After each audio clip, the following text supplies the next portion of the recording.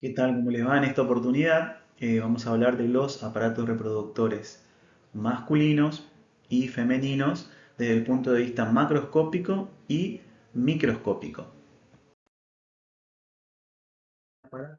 El aparato reproductor femenino va a estar formado por el ovario, las trompas de falopio, el útero, la vagina y los genitales externos.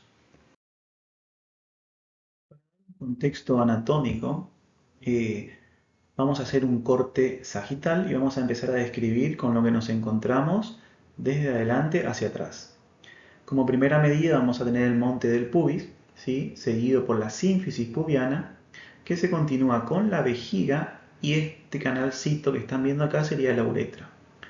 Los órganos externos femeninos o vulva y esto sería el canal vaginal. Por encima tenemos el útero, la trompa de falopio, los ovarios y por detrás tenemos el recto, que va a terminar nuestra descripción con el sacro y el coxis. Un poquito de los ovarios, que son una estructura par, que se encuentran una a cada lado del útero. Tienen forma de almendra, midiendo aproximadamente 3,5 por 1 por 2 centímetros, y funcionan como glándula sexual femenina.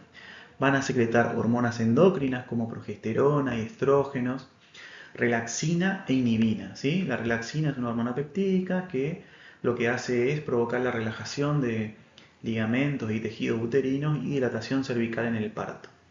Y la inhibina inhibe particularmente a la hormona folículo estimulante. Los ovarios van a tener un borde libre, ¿sí? o inferior, que está opuesto al hilio ovárico que se encuentra en esta zona donde estoy marcando, superior.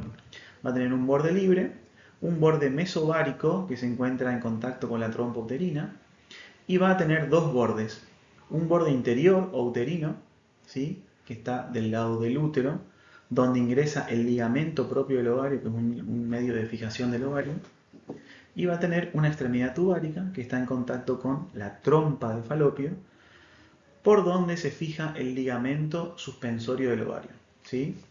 Que esto inicia en la extremidad tubárica y se fija en la extremidad interior de la pelvis.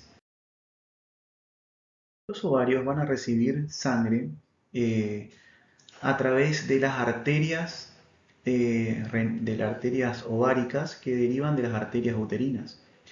Y van a drenar sangre por venas interiores en el ovario que forman un plexo venoso pampiforme que va a devolver la sangre a la vena uterina, ¿sí? Tienen las arterias y venas satélite con el mismo nombre.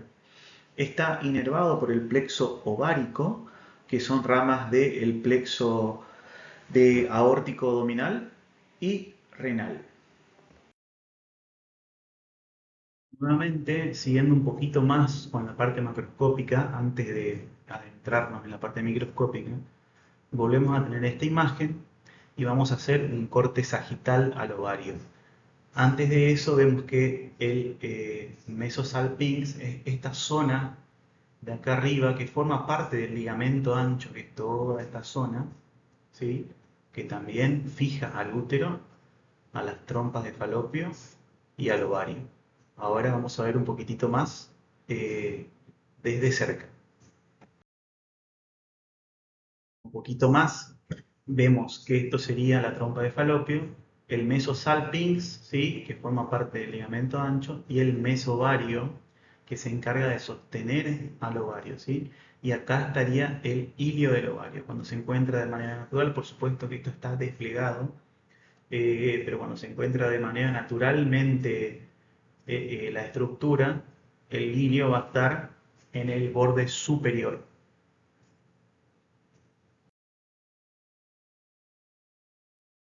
En esta imagen, donde ya nos adentramos un poquito más hacia la parte micro, vamos a ver en una coloración de hematoxilina gosina que el ovario va a estar formado por una médula y una corteza.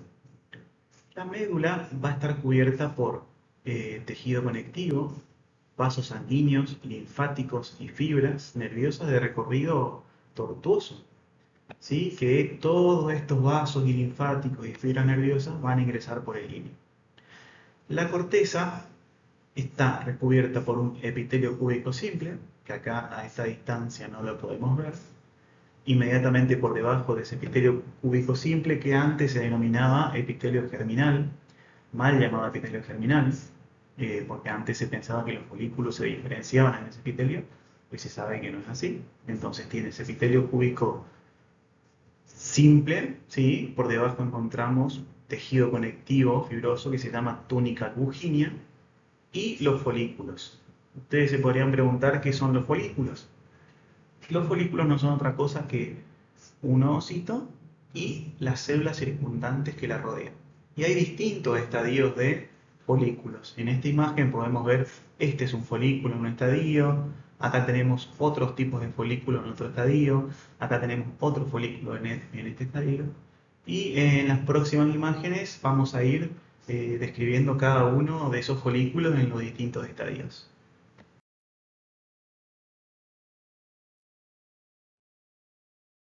Bueno, acá tenemos el primer estadio, denominado folículo primordial. Si tuviese que hacer una pregunta de parcial y decir, por ejemplo, en un corte de ovario, ¿qué estadio encontraríamos en mayor proporción estadísticamente? La respuesta sería folículo primordial. Quiere decir que es el estadio que más números encuentra, ¿sí? Este folículo primordial va a ser una célula grande, ¿sí? De 35 micras de diámetro, con un núcleo grande y siempre está excéntrico, la mayoría de las veces está excéntrico. Tiene un citoplasma acidófilo con presencia de muchas mitocondrias y va a tener una capa, perdón, de células epiteliales aplanadas que lo rodean, una sola capa, que se denominan células foliculares. Estas células de acá van a ser las células del estroma que rodean el folículo, ¿sí? Pasando a esta imagen con tinción, acá tenemos tres folículos primordiales. Acá tenemos uno, por ejemplo, ¿sí? Donde vemos el núcleo excéntrico, el citoplasma acidófilo y las células epiteliales o células foliculares que lo rodean.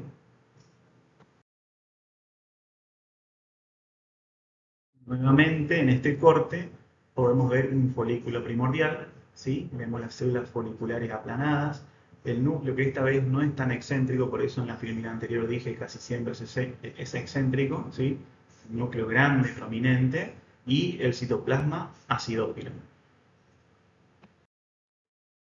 Bien, ahora vamos a ver el siguiente estadio, que se denomina folículo primario, y vamos a analizar los mismos ítems que vimos en el estadio anterior.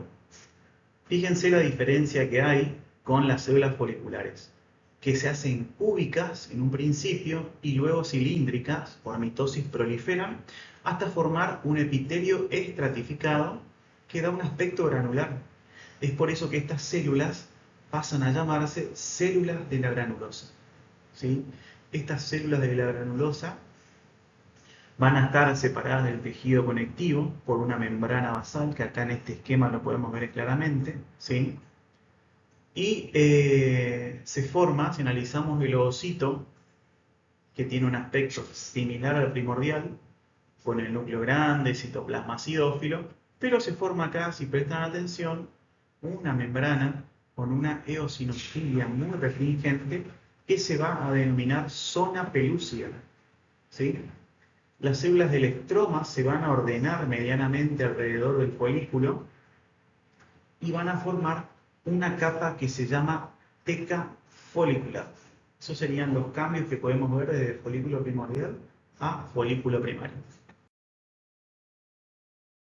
Bien, en esta filmina que está diseñada para ver las diferencias claras que existen entre un folículo primordial, que es este con flecha azul, y un folículo primario, ¿sí? Vemos los nuevos conceptos que serían las células de la granulosa, que es un epitelio cúbico o cilíndrico estratificado que rodea el ovocito. La zona pelúcida, que habíamos dicho, esa membrana con una gran eosinofilia. Este sería el ovocito que claramente aumentó su tamaño. Y fíjense cómo las células del estroma, que acá lucen desordenadas, se empiezan a ordenar para formar la teca folicular, ¿sí? La diferencia de tamaño que existe, 35 micras contra 80 micras que puede llegar a medir un folículo primario. Acá podemos ver el folículo secundario, que es el estadio siguiente, que se llama así cuando mide más de 200 micras y posee un antro, que lo vemos acá en esta imagen histológica, totalmente formado. Este antro, ¿qué es? Bueno, va a contener líquido folicular viscoso, que contiene hialurano, que tiene una gran capacidad osmótica y tiene, por supuesto, la capacidad de atraer mucha agua. Entonces ese antro cada vez se va volviendo más grande en el proceso. El ovocito va a adquirir una posición excéntrica que se ve mejor en este esquema que en la tinción, que está más centrado, pero en general lo vamos a encontrar excéntrico. Sigue rodeado por células de la granulosa que van a formar el cúmulo óforo, que le dan sostén al ovocito y aportan mucho desde lo nutricional. La teca folicular, por su parte, se va a dividir en dos, una teca interna y una teca externa. La teca externa va a continuar siendo tejido conectivo, con las mismas funciones que tenía, pero la teca interna va a adquirir forma poliédrica, se van a empezar a ver gotas de lípidos en las células, aumenta la capacidad de sintetizar mitocondria y retículo endoplasmático liso y van a poder sintetizar estrógenos. En esta imagen podemos ver un folículo secundario donde vamos a tener el ovocito, ¿sí? Tenemos las células de la granulosa que forman el cúmulo óforo, ven cómo aumentaron los estratos y esto que está por acá sería el antro, que es el líquido viscoso que hablamos anteriormente. Acá podemos observar el folículo maduro de De Graaf, que sería el último estadio que podemos encontrar de los ovocitos. La característica principal que tiene es el tamaño, que ya empezamos a medir en milímetros y no en micras. Puede llegar a medir entre 15 y 20 milímetros, es un tamaño bastante exagerado comparado con los folículos anteriores. Y nótense el tamaño que adquiere el antro y las células que formaban el cúmulo óforo se van rompiendo, se desprende, se pierde vascularización y el ovocito va a tener la capacidad de filtrar, de flotar libremente en la cavidad y queda preparado para que se produzca la ovulación. Bien, este folículo de De Graaf, que es el último estadio folicular, tiene la capacidad, como dijimos anteriormente, de producir la ovulación. Para eso vamos a ver un poquitito más de cerca este proceso. Marca el límite entre dos fases del ciclo ovárico, ¿sí? Va a existir una primera fase denominada folicular hasta la ovulación y una segunda fase denominada luteínica. Vamos a empezar a hablar del ciclo ovárico. Que el ciclo ovárico comprende una serie de fenómenos que ocurren en los ovarios luego, luego y durante la maduración de un ovocito. Bajo la influencia de una hormona FSH, folículo estimulante, una cohorte de folículos primordiales se empiezan a desarrollar y empiezan a madurar, ¿sí? Esta cohorte en mujeres jóvenes de 20 años es de un número de 20, ¿sí? A medida que la mujer va creciendo, esa cohorte puede ir disminuyendo en número.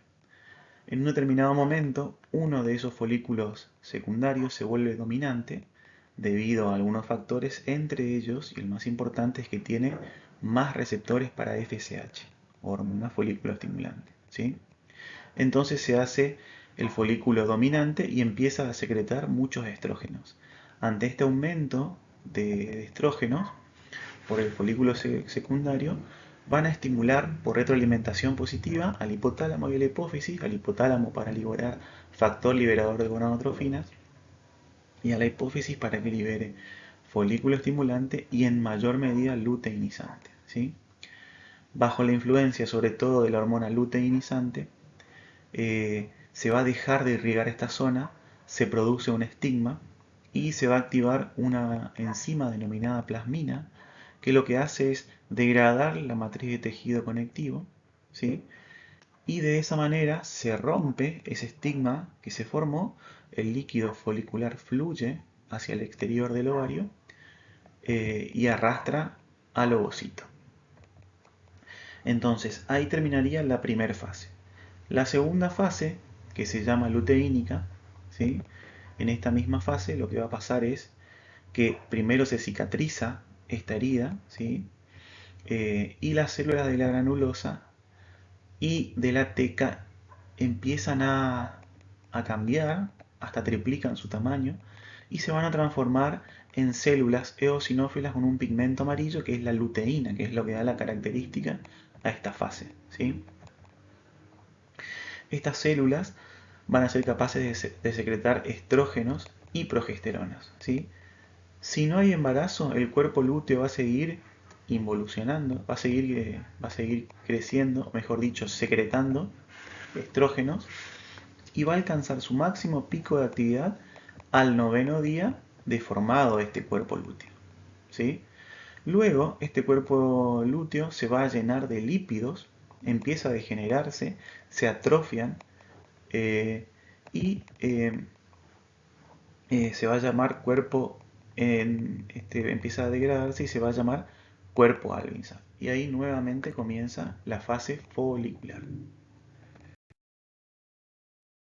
Continuando con esta descripción del aparato reproductor femenino, ahora nos toca el turno de las trompas uterinas o de falopio, que son un par, van a medir 10 centímetros y conectan la región que está alrededor del ovario con el útero. Van a proveer una ruta para que los espermatozoides alcancen el óvulo y transportan los ovocitos o óvulos fecundados hacia el útero. La porción en forma de cono que estamos viendo acá o de embudo se denomina infundíbulo, ¿sí? Y esta región se encuentra próxima al ovario. Va a terminar en un penacho de proyecciones digitiformes denominadas franjas o fimbrias, y una de esas está unida al borde lateral del ovario y se denomina franja ovárica, que es esta que está acá, ¿sí? Adyacente al infundíbulo vamos a encontrar a la ampolla, ¿sí? Donde en esta región es donde se va a producir la fecundación. El ovocito permanece aproximadamente 3 días en esa región. Eh, a continuación vamos a encontrar el istmo, que es mucho más estrecho, ¿sí? Y termina en el útero a nivel del ángulo tubárico. Desde afuera hacia adentro vamos a encontrar una serosa, que es peritoneal que recubre, una subserosa, una muscular y una mucosa que vamos a explicar más adelante. Va a estar irrigada por ramas de la arteria ovárica y ramas de la arteria uterina, ¿sí? Y las venas también van a drenar plexos de la vena uterina y de la vena ovárica. Va a estar fijada la trompa de falopio por el mesovario que formaba el mesosalpinx, que lo vimos anteriormente. En esta imagen vamos a hablar un poco de las diferentes capas que podemos observar a nivel microscópico. Vamos a comenzar hablando de una membrana serosa, de mesotelio y tejido conectivo submesotelial, que no la podemos ver en esta imagen. Una capa muscular que va a ser una circular interna y otra longitudinal externa, que la podemos ver acá. Y lo más interesante es la mucosa, que tiene esta estructura tan particular que asemeja a un laberinto, ¿sí? Y va a estar formada por un epitelio de células cilíndricas, ciliadas, un epitelio simple, con un núcleo que se encuentra más cercano a las cilias. No lo podemos ver en esta imagen, pero también hay células secretoras que van a predominar en el istmo y en la porción uterina, con un núcleo de ubicación basal. Bueno, acercándonos un poco al final de este recorrido, vamos a hablar un poco del útero, que es un órgano hueco muscular que va a presentar una cavidad interna tapizada por mucosa, que va a alojar al feto durante la gestación, y si la implantación no se produce, es sitio de origen de la menstruación. Va a tener forma de cono invertido o de pera invertida con base superior y vértice inferior, ¿sí? Que apunta hacia la vagina. Va a presentar desde arriba hacia abajo un fondo, un cuerpo, istmo y un cervix. Esta región de acá que marcamos, el fondo del saco vaginal, que es limítrofe con el útero, es importante conocer la anatomía de este órgano porque como bioquímicos nos puede tocar realizar un exudado vaginal que es una muestra bastante normal que lo hace el bioquímico, que en la clase teórica voy a intentar mostrar cómo se realiza.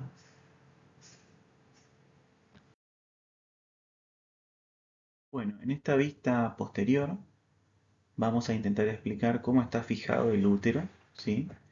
Y se fija por varios ligamentos que son extensiones del peritoneo y mantienen al útero en su posición, ¿sí? Los principales son los dos ligamentos anchos que podemos ver acá, ¿sí? Que son extensiones del peritoneo que fijan el útero a cada lado de la cavidad pelviana.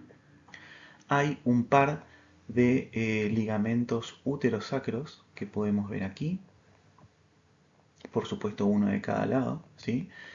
Que va a conectar el útero con el sacro, ¿sí? También vamos a ver ligamentos cardinales que no se pueden ver en esta imagen, que se ubican por debajo de las bases de los ligamentos anchos y se extienden desde la pared pelviana hasta el cuello y la vagina. Y los ligamentos redondos, que son bandas de tejido conectivo fibroso, ubicados entre las capas de los ligamentos anchos. Se extienden desde un punto en el útero inmediatamente inferior a las trompas uterinas hasta una porción de los labios mayores en los genitales externos, ¿sí? En esta imagen, que es una vista posterior, también vamos a poder ver las diferentes capas que tiene el útero a nivel histológico, que son el perimetrio, el miometrio y el endometrio. En la próxima filmina vamos a meternos un poquito a nivel histológico en el útero. Histológicamente, el útero está compuesto por tres capas, ¿sí? Que las podemos ver aquí en esta filmina se pueden observar. Vamos a tener un perimetrio, un miometrio y un endometrio, ¿sí? La capa externa o perimetrio es una serosa que forma parte del peritoneo visceral. El perímetro está formado por epitelio pavimentoso simple y tejido conectivo areolar. Lateralmente se van a convertir en los ligamentos anchos que estuvimos hablando recientemente. La capa media del útero, el miometrio, va a estar formado por tres capas de fibras musculares, ¿sí? Más gruesas en el fondo y más delgadas en el cuello. La capa media, en este caso, es más gruesa y es circular. Y después vamos a tener las capas internas y externas que son longitudinales. Durante el parto, las contracciones coordinadas del miometrio en respuesta a la oxitocina proveniente de la neurohipófisis ayudan a expulsar al feto del útero. La capa interna del útero, ¿sí? El endometrio, se encuentra ricamente vascularizada y tiene tres componentes. El primero es una capa más interna de epitelio cilíndrico simple con células ciliadas y células secretoras que va a bordear la luz. Una capa subyacente de estroma endometrial que forma una región de la lámina propia muy gruesa que es tejido conectivo areolar y las glándulas endometriales que podemos ver acá, ¿sí? Y en este esquema también, que aparecen como invaginaciones del epitelio luminal y se extienden casi hasta el miometrio. El endometrio se divide en dos capas, ¿sí? La capa funcional, ¿sí?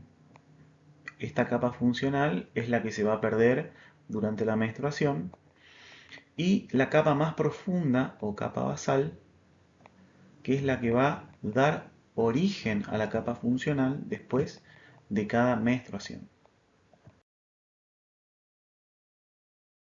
Bueno, vamos a explicar ahora eh, las modificaciones cíclicas que se producen en el endometrio en el ciclo menstrual. Vamos a empezar explicando, ¿sí? La fase menstrual que sería estas imágenes que están acá. Después de un día de isquemias, donde las arterias espiraladas se contraen y dejan de llegar oxígeno a la mucosa, ¿sí? Se filtra sangre al estroma, que podemos ver aquí en esta zona, ¿sí? Y se va a eliminar sangre y restos de estroma. La irrigación de la capa basal por las arterias se mantiene inalterada durante la menstruación. Fíjense, esto de acá sería la mucosa.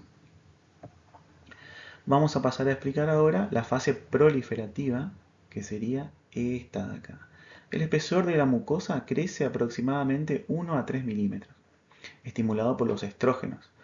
Y las células glandulares presentan activa proliferación, lo podemos ver por acá, y se restablece la superficie que se perdió en esta fase. ¿Sí? Al principio las células son cúbicas, pero luego pasan a ser cilíndricas y altas, y también se van a prolongar las glándulas y las arterias. La tercera fase, que sería la luteínica, la mucosa, fíjense que crece aún más, llegando a medir entre 6 a 7 milímetros, ahora por acción de la progesterona del cuerpo lúteo. Las glándulas adquieren una forma más sinuosa, que lo podemos ver acá, ¿sí? Hasta adquirir una estructura en serrucho característica. Luego de los últimos días de esta fase, por la menor estimulación por los estrógenos y progesterona, ¿sí? Ocurren modificaciones en la irrigación sanguínea, las arterias se contraen y van a generar isquemia en la zona para volver a empezar con la fase menstrual. Ahora, para intentar de que quede un poquito más claro, vamos a ver cómo se relaciona todo esto junto.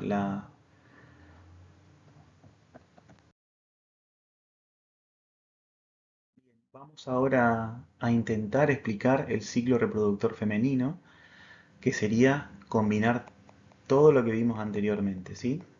El ciclo reproductor femenino va a incluir al ciclo ovárico y al ciclo uterino o menstrual que vimos recientemente. Y lo que agregamos ahora es cómo se dan las concentraciones hormonales. Entonces, para poder empezar a explicar esto, vamos a empezar por el ovario. ¿Se acuerdan esa cohorte de folículos primordiales que se empezaban a diferenciar por acción de la folículo estimulante, que estaba elevada pero en un nivel normal, por decirlo de alguna manera, ¿sí?